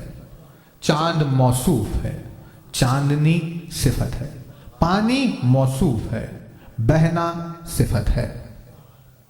یہ صفات اور موصوف. ویسے ہی انسان بھی انسان موصوف ہے، ذات ہے. نیک ہے یا بد ہے یہ اس کی صفت ہے. تو انسان کی عقل کا لمیٹیشن یہ ہے کہ انسان کبھی بھی کسی بھی ذات کو ڈائریکٹلی نہیں پہچانتی. انسان کی عقل جب بھی کسی کو پہچانتی ہے درمیان میں صفت ہوتی ہے جس کے ذریعے سے اسے پہچانتی ہے. ہم نے آپ کو لا کر ہاتھ میں پتھر جیسی کوئی چیز سخت رکھ دی اور کہنے لگے یہ روئی ہے. عقل انکار کر دے گی کیونکہ اس میں نرمی جب نظر نہیں آئی تو عقل کہے گی یہ روئی نہیں ہے. اگر پتھر کہہ کر ہم نے کوئی چیز رکھ دیا، آپ نے اسے دبا دیا ایسے ہی، تو عقل کہے گی یہ پتھر نہیں ہے. کیونکہ پتھر پہچانا گیا سختی سے، روئی پہچانی گئی نرمی سے. اگر نرمی نہیں ہے تو عقل روئی کو نہیں پہچان سکتی، کیونکہ عقل موصوف کو، انسان کی عقل موصوف کو صفت سے پہچانتی ہے. بات واضح ہو رہی ہے؟ صرف چیزوں میں نہیں ہے یہ بات، صرف چیزوں میں نہیں ہے. اللہ کے لیے بھی یہی رول ہے. انسان جب پہچان لیتا ہے توحید کو تو رول یہی ہے کہ وہ اللہ کی ذات کو نہیں جانتا. آپ اگر کسی بھی مسلمان سے پوچھیں کہ بھئی اللہ کے بارے میں کچھ بتاؤ تو وہ ایک بھی جواب ذاتی نہیں دے سکتا. جتنے جواب دے گا صفاتی جواب دے گا. وہ اللہ کی ذات کے بارے میں کچھ بھی نہیں بتا سکتا کہ وہ کیسا ہے. جب بھی بیان کرے گا اس کی صفت بیچ میں آ جائے گی. یا کہے گا وہ رازق ہے، یا کہے گا رحمان ہے، یا کہے گا وہ قدیر ہے، یا کہے گا حکیم ہے. آپ کہیں کہ بھئی یہ صفات ہٹا دو، صفات چھوڑ کر اس کی ذات کے بارے میں کچھ بولو، تو وہ کہے گا ہمیں اس کی ذات معلوم ہی نہیں ہے. کیونکہ انسان کی عقل ذات کو پہچانتی ہی نہیں ہے. جس ذات کو انسان کی عقل پہچانتی ہے صفت کے ذریعے سے پہچانتی ہے. اسی وجہ سے علی کو جب یہ کہا جاتا ہے کہ علی مظہر صفات الہی ہے تو اس کا مطلب صرف اللہ کی کوالٹیز دکھانے والا نہیں، بلکہ ایک ایسا ذریعہ جس کو چھوڑ کر کبھی اللہ کو پہچانا نہیں جا سکتا.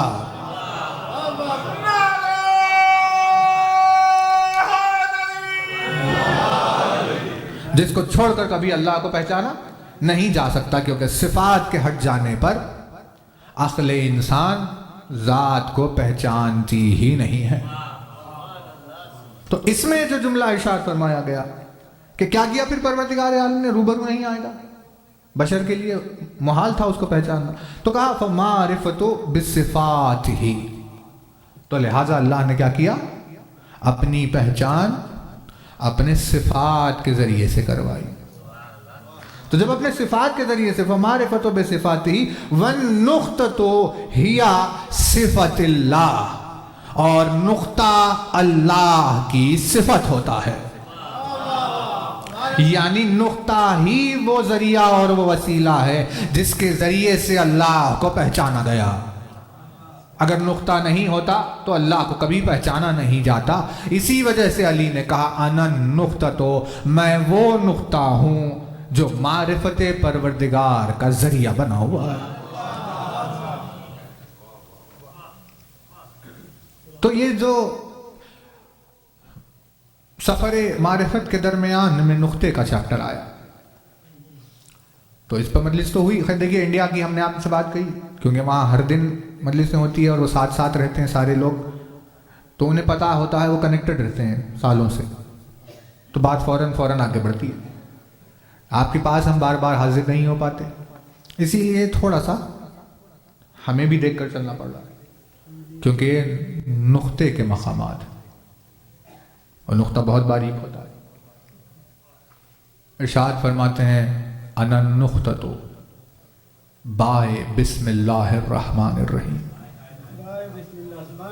ارشاد فرماتے ہیں انا النقطۃ انا الخط، انا النقطۃ بائے مبسوطہ، مولا کو کہا گیا النقطۃ دائرۃ المطالب، النقطۃ دائرۃ الوجود۔ محال ہے بشر کے لیے، انسان کے لیے علی کو پہچاننا۔ دیکھیے بات ختم کر رہے ہیں، ایک لفظ اس میں استعمال کون سا کیا گیا ہے آپ کو پتہ ہے؟ یعنی نقطہ جیسے ہی نظر آ گیا، مان لو کینوس پر وہ جو مثال چل رہی تھی، تو بھائی جیسے ہی نقطہ دکھا تو دیکھنے والے کی عقل کہے گی، عقل کہے گی، دیوانہ نہیں کہے گا۔ دیوانہ تو غور بھی نہیں کرے گا کہ کینوس پہ نقطہ آ گیا، عقل والا غور کرے گا یہ کہاں سے آیا۔ تو نقطے کا ہونا جس کی طرف اشارہ کرتا ہے اسے واجب الوجود کہتے ہیں۔ توجہ نا، کیونکہ اب میں اس پر مجلس ختم کر رہے ہیں، اس پر ایگزسٹنس کی جب بحث کی گئی تو اس میں 3 قسمیں بیان کی گئی، وجود کی قسمیں تھیں، واجب الوجود اور ممکن الوجود اور امتناع وجود۔ 3۔ واجب الوجود کسے کہتے ہیں؟ واجب الوجود کہتے ہیں اسے جس کا ہونا ضروری ہے، جس کا ہونا لازمی ہے، جس کے نہیں ہونے کا سوال ہی پیدا نہیں ہوتا، سمجھے نا؟ اسے کہتے ہیں واجب الوجود۔ ممکن الوجود کہتے ہیں اسے جو ہو بھی سکتا ہے نہیں بھی ہو سکتا، اسی لیے واجب الوجود اللہ کو کہتے ہیں، کیونکہ اس کا نہیں ہونا یہ ہو ہی نہیں سکتا۔ جس کا ہونا لازم ہے، ساری کائنات دلیل بنی ہوئی ہے کہ بھئی وہ ہے، کیونکہ اس کے بغیر کچھ بھی نہیں ہوتا، اگر وہ نہیں ہوتا تو کچھ ہوتا ہی نہیں۔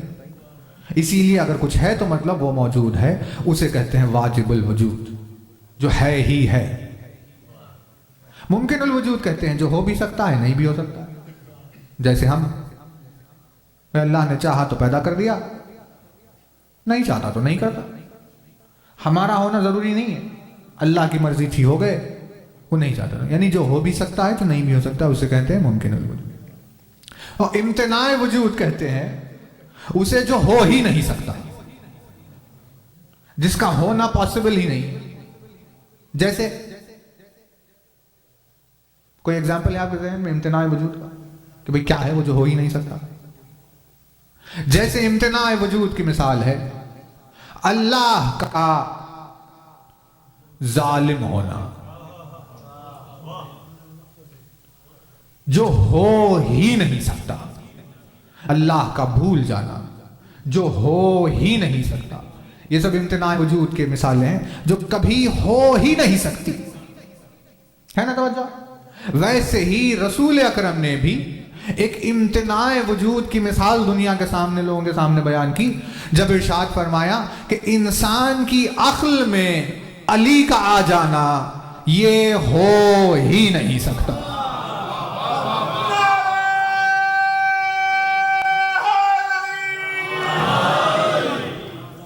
عقل بشری میں علی کا آ جانا یہ ہو ہی نہیں سکتا، یہ امتناع وجود ہے۔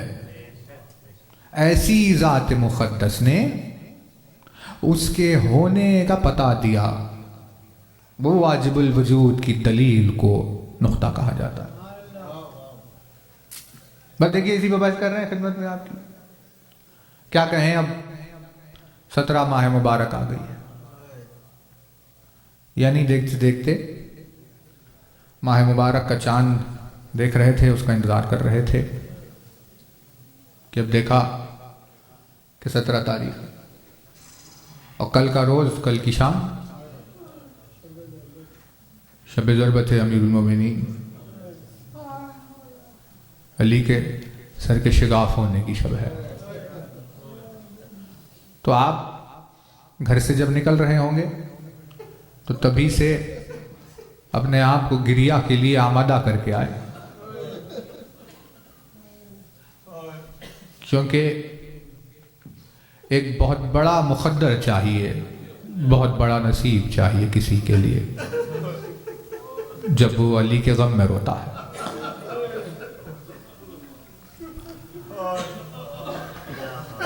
ایسی ذات مقدس، اتنی کریم، اتنی رحیم ذات کے ساتھ یہ ظلم، خود علی نے اپنے اوپر گزری ہوئی مصیبتوں کے مرثیے پڑھے۔ مولا نے ارشاد فرمایا دنیا میں جس حاکم سے دشمنی کی گئی اس کے ظلم کی وجہ سے اس سے دشمنی کی گئی، میں وہ اکیلا حاکم ہوں جس سے لوگوں نے دشمنی اس کے عدل کی وجہ سے کی۔ یعنی کسی کے اکیلے ہو جانے کو اس بات سے پہچانے کہ جس نے عدل کو نافذ کیا اور اس کے بدلے میں دنیا نے اس پر ظلم ڈھائے۔ اپنی 25 برس کی خاموش زندگی میں جب باغبانی کیا کرتے تھے تو دیکھیے کیسا مرثیہ پڑھا مولا نے، کتنے درخت لگائے زمین پر۔ ارشاد فرمایا کہ میں نے جب درختوں کی خدمت کی تو انہوں نے بدلے میں مجھے پھل دیے، لیکن جب میں نے بشر کی خدمت کی تو انہوں نے بدلے میں مجھ پر ظلم کیے۔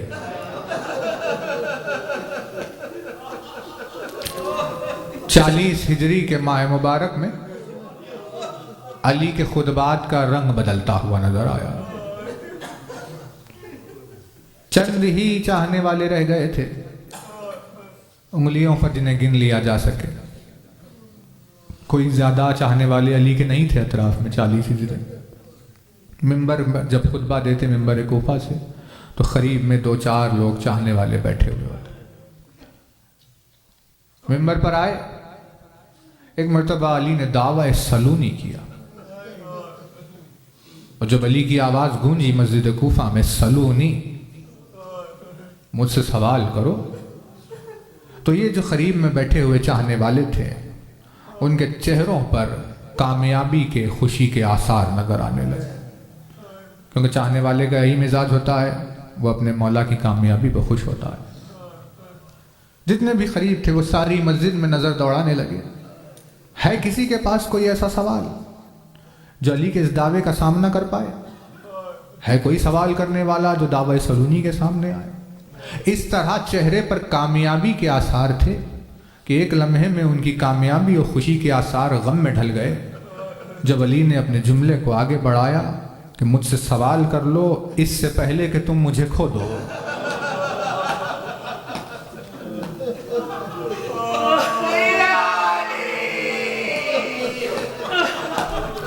بس یہ سننا تھا، ان کے دل بے چین ہو گئے۔ انہوں نے کہا یا علی خدارا ایسے الفاظ اپنے خطبے میں استعمال نہ کرنا، ہم کبھی یہ تصور بھی نہیں کر سکتے تیرے بغیر زندہ کیسے رہیں گے۔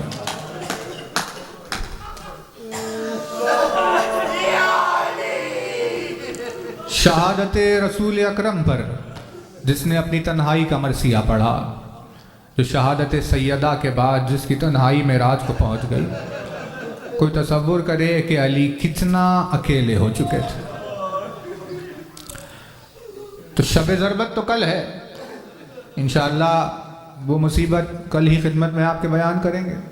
ایک مختصر سے واقعے سے مجلس تمام کر رہے ہیں کہ اسی ماہ مبارک میں جب علی کی شہادت ہونی تھی، انہی ایام کی ایک روایت ہے کہ جب ایک شخص کوفے میں داخل ہوا جو باہر کا رہنے والا تھا، پردیس سے آیا ہوا تھا، پریشان حال، تھکا ہوا، بھوک و پیاس تاری، کوفے میں کسی کو نہیں جانتا تھا، کوفے کے راستوں سے واقف نہیں تھا، الگ الگ مقامات سے گزرتے ہوئے پریشانی میں بھوک سے بے چین ہو رہا تھا، کس کے آگے ہاتھ پھیلائے، کیا کرے۔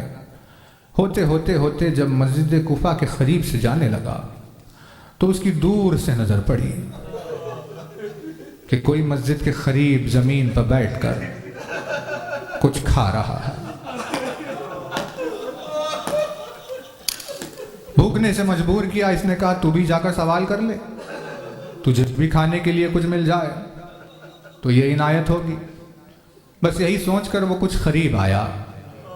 جب اتنا قریب آیا کہ نظر آنے لگے تو اس نے دیکھا ایک عجیب منظر کہ وہ کھانے والا ایسی سوکھی ہوئی روٹی کھا رہا ہے جسے توڑنے کے لیے اپنے گھٹنوں کا سہارا لے رہا ہے۔ اس نے اپنی زندگی میں کبھی ایسی روٹی نہیں کھائی۔ اس نے کہا تو یہ روٹی کیسے کھائے گا، لیکن بھوک نے مجبور کیا، سوال کرنے کے لیے آگے بڑھا۔ اس نے کہا کچھ عنایت ہمیں بھی ہو جائے۔ کھانے والے نے ایک مرتبہ اس کی طرف دیکھا، مانو اس کی آنکھوں سے اس کے دل میں جھانک رہا تھا، اس کی طبیعت کو پڑھ رہا تھا۔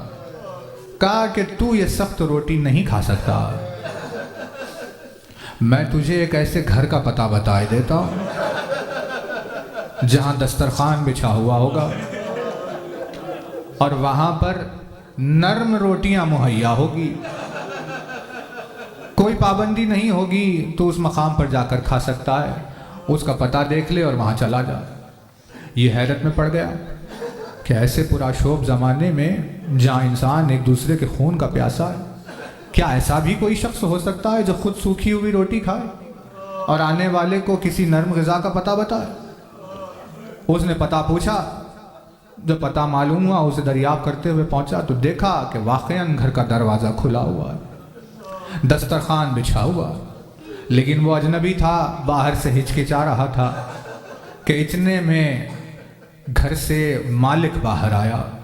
اس نے اس کا ہاتھ تھام لیا اور ہاتھ تھام کر اسے اپنے گھر میں لے کر گیا، دسترخوان پر عزت و تکریم سے بٹھایا، اس کے سامنے نرم روٹی رکھی گئی۔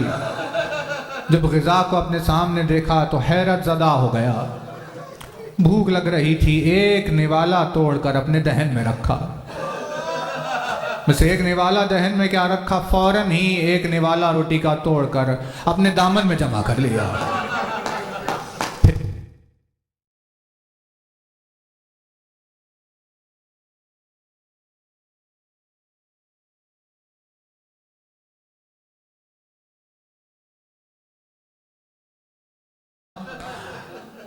تو پہلے اطمینان سے جتنا کھانا چاہتا ہے تو پہلے کھا لینا، پھر اس کے بعد اگر کسی کے لیے لے جانا چاہتا ہے تو لے جا، کوئی پابندی نہیں ہے۔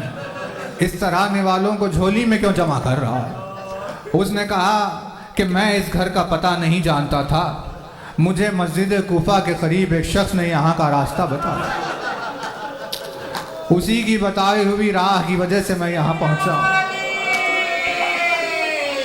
جیسے ہی میں کوئی روٹی کا نوالا اپنے دہن میں رکھتا ہوں، میری آنکھوں میں اس کی تصویر گھوم جاتی ہے، کیونکہ وہ کھانے والا ایسی سوکھی ہوئی روٹی کھا رہا تھا جسے توڑنے کے لیے اپنے گھٹنے کا سہارا لے رہا تھا۔ مجھ سے ممکن نہیں ہے کہ میں روٹی اطمینان سے کھا لوں اسے یاد کرے بغیر، اسی وجہ سے میں جھولی میں یہ روٹی کے ٹکڑوں کو جمع کر رہا ہوں تاکہ اس کے سامنے لے جاؤں اور کہوں کہ یہ نرم غذا تو بھی کھا لے۔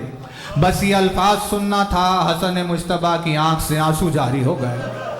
کہا ہے بندے خدا وہ کوئی اور نہیں، وہ میرا بابا علی ابن ابی طالب ہے۔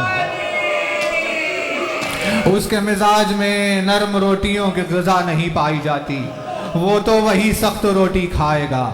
یہ کہہ کر یہاں حسن گریا کر رہے تھے۔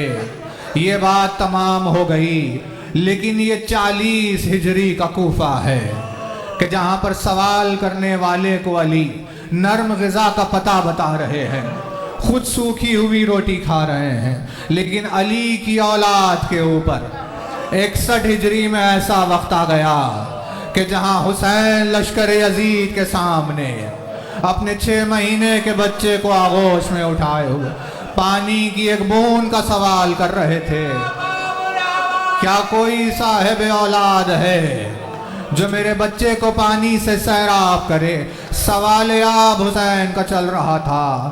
ہرملا نے تیرے سے شعبہ جوڑا، باپ اپنی آنکھوں سے یہ منظر دیکھ رہا تھا، آغوش پدر میں 6 مہینے کے بچے کا گلا۔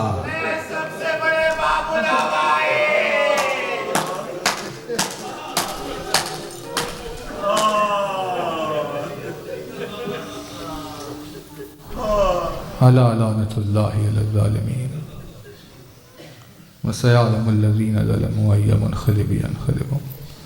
ماتم حسین علیہ السلام۔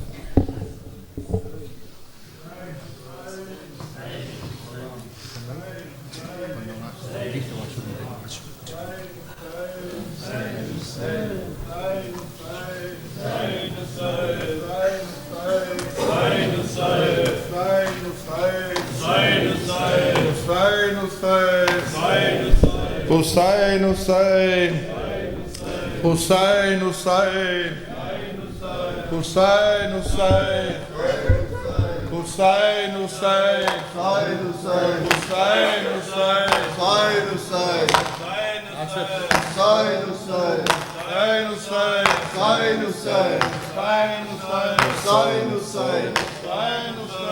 حسین حسین روزے دارو علی پہ کوفے میں ایک ایسا بھی وقت آیا ہے، روزے دارو علی پہ کوفے میں ایک ایسا بھی وقت آیا ہے، روزے دارو علی پہ کوفے میں ایک ایسا بھی وقت آیا ہے، روزے دارو علی پہ کوفے میں ایک ایسا بھی وقت آیا ہے۔ ابن ملجم نے میرے مولا پر، ابن ملجم نے میرے مولا پر ہائے سجدے میں ظلم ڈھایا ہے، روزے دارو علی پہ کوفے میں ایک ایسا بھی وقت آیا ہے، روزے دارو علی پہ کوفے میں ایک ایسا بھی وقت آیا ہے، جس کے بازو خدا کے بازو ہے، جس کا چہرہ خدا کا چہرہ ہے، جو ہے داماد مصطفیٰ لوگوں، جس کی زوجہ جناب زہرا ہے، یہ اسی مرتضیٰ کی میت ہے، جس نے اسلام گھر میں پا روزداروں علی پہ کوفے میں ایک ایسا بھی وقت آیا ہے، روزداروں علی پہ کوفے میں ایک ایسا بھی وقت آیا ہے، جس کی مادر کے پاک پردے میں خود خدا با حجاب رہتا ہے، یہ وہ بی بی ہے جس کی چادر سے آج باقی غلاف کعبہ ہے، ہاں اسی پاک سیدہ زینب پر یتیمی کا وقت آیا ہے، روزے داروں علی پہ کوفے میں ایک ایسا بھی وقت آیا ہے، ابن ملجم نے میرے مولا پر ہائے سجدے میں ظلم ڈھایا ہے، روزے داروں علی پہ کوفے میں ایک ایسا بھی وقت آیا ہے، روزے داروں علی پہ کوفے میں ایک ایسا بھی وقت آیا ہے، ہائے مسجد میں یہ ہوا محشر، ضرب سر پہ یہ کھا چکے ہیں در، روتے ہیں پیٹ کے جو سر شب ہے قیامت کا کوفے میں منظر، اس شہادت نے میری مولا کی ساری دنیا کو بھی رلایا ہے، روزے داروں علی پہ کوفے میں ایک ایسا بھی وقت آیا ہے، روزے داروں علی پہ کوفے میں ایک ایسا بھی وقت آیا ہے، عظمت سجدہ جس نے بتلائی وہ رسول خدا کا ہے بھائی، اپنے قاتل کو بھی جگا کر جو چاہے شان نماز دکھلائی، اے عزادار دین کی خاطر زخم سر پر علی نے کھایا ہے، روزے داروں علی پہ کوفے میں ایک ایسا بھی وقت آیا ہے، روزے داروں علی پہ کوفے میں ایک ایسا بھی وقت آیا، کوفے میں کربلا کے ہیں آثار یا حسین، شیر خدا پیچھے گئی،